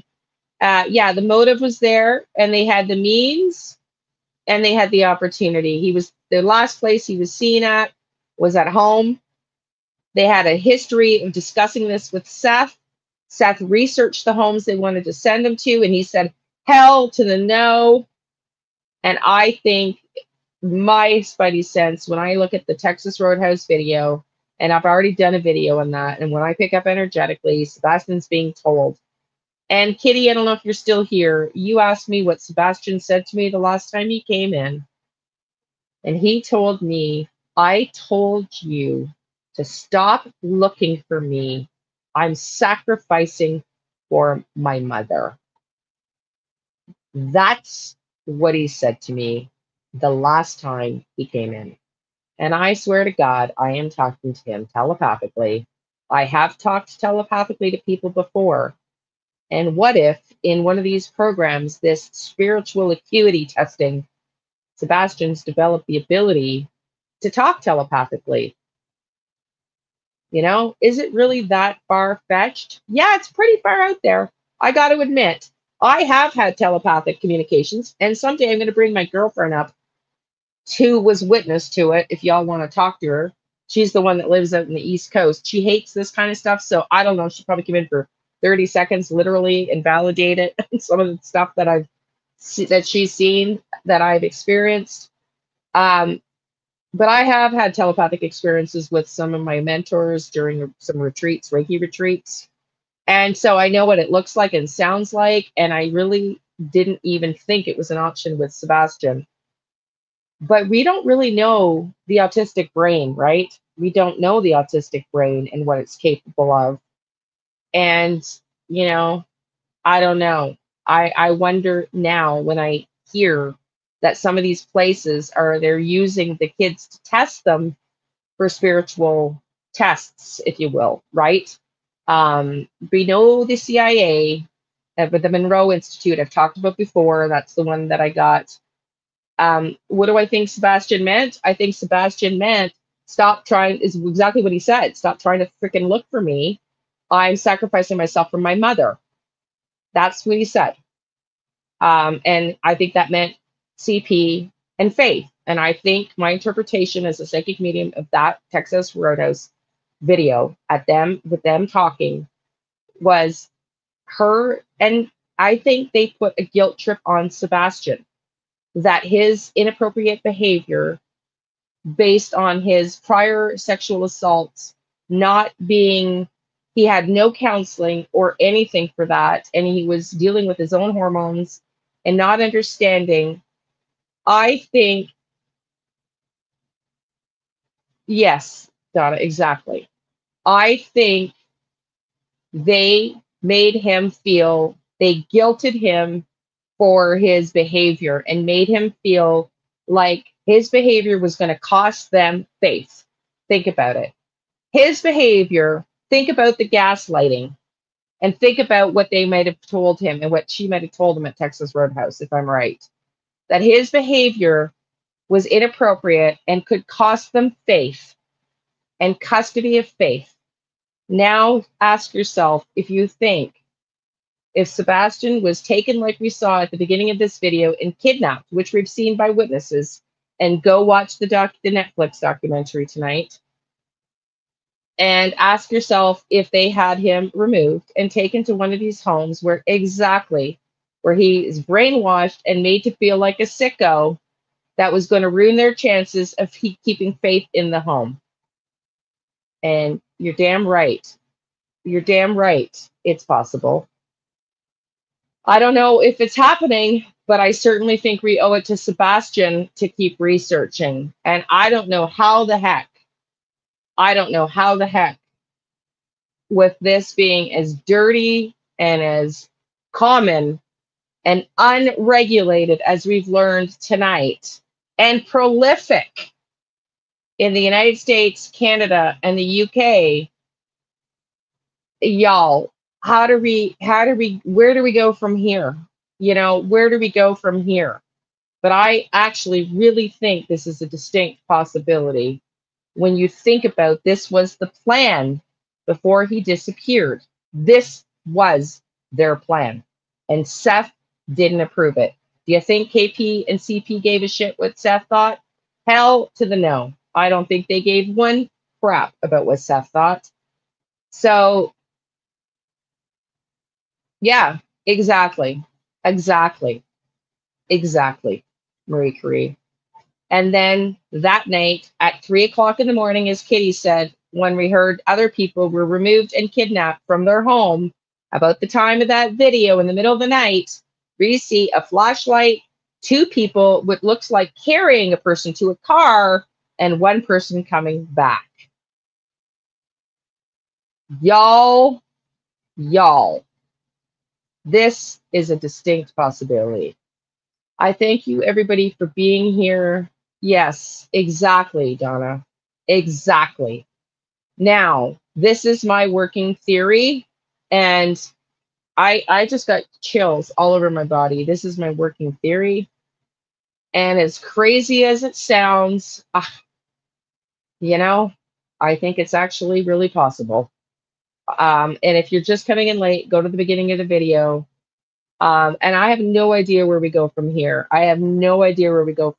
But maybe he was there, or intentions planned for that night to go there, but then somehow ended up unaligning him, coming through strong. Well, I had a vision, Kaika. It's in the members only. I was doing a live stream for Karen Reed, and he came in at about the 50 mark. It's the only thumbnail that says allegedly. And he was hit in the head. He was fighting with Chris and KP. And I think it's because he refused to take his sleepy meds, and he knew he was going to be carried away. And so he wouldn't take them because he knew the plan. And they got into an altercation. I don't think they unalived him, though. I think they did stuff sleepy meds down him, got into a fight, hit his head, and put him to sleep. That's just me. You don't have to believe me. That's just based on my vision and me piecing it all together. Right? That you can formulate your own opinion. I'm just telling you based on my visions that I stopped vision because I was terrified, and that happened during a live. and I saw them putting him in a tarp. The only reason I jumped to the conclusion that he was dead was because I was channeling him after, and I've never channeled a person that's alive. I mean, it made no sense to me. So that's why I jumped to the conclusion, Kaika, that maybe he passed on. But if they put him in that tarp, on the tarp that I saw, and left him there and did put him to sleep at the back of the trunk of the car, hence no footprint and no scent leaving the home, and then carried him from the garage to that 3 a.m. vision, then yeah, absolutely. That's what I think happened. Absolutely. I think this is what happened. Butterflies, I'm sorry you're just coming in. We are ending the live now, but you might really want to go back to the very beginning, hun, because it's a very interesting topic. It's very disturbing, and I just wanted to inform everybody on how prolific this is. And yeah, you remember that too, Donna, and how this is really an option. And I think it's probably the strongest one. I think it's the strongest one because that video that Chris from the Mob Crew has been showing over and over again with the flashlight, and my audio, as Joni keeps talking, that I have, is clear conversations of people talking. And was that them carrying Sebastian to that car that night?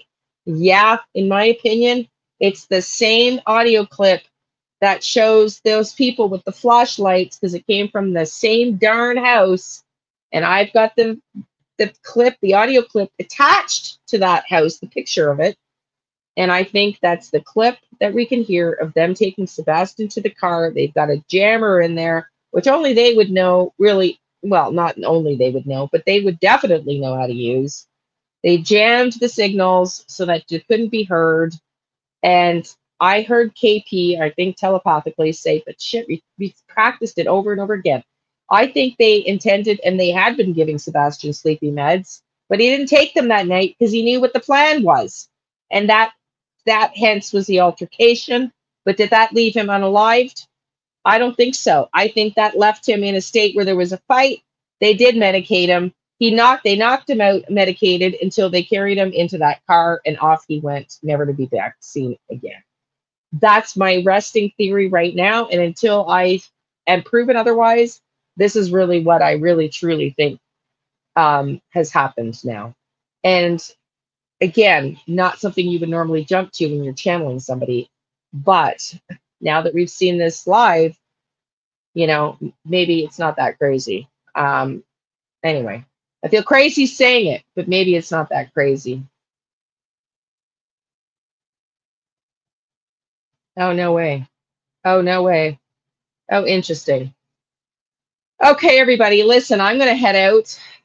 Look for me tomorrow to do some lives tomorrow. Yeah, I know. It's wild. I got to do a members live this weekend, and I want to do another live tomorrow.